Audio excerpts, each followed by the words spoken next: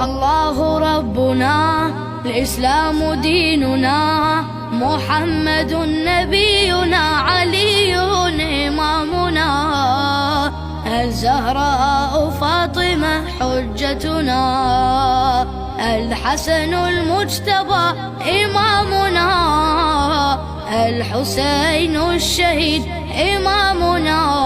علي زين العابدين إمامي، محمد الباقر إمامي، جعفر الصادق إمامي، موسى الكاظم إمامي، علي الرضا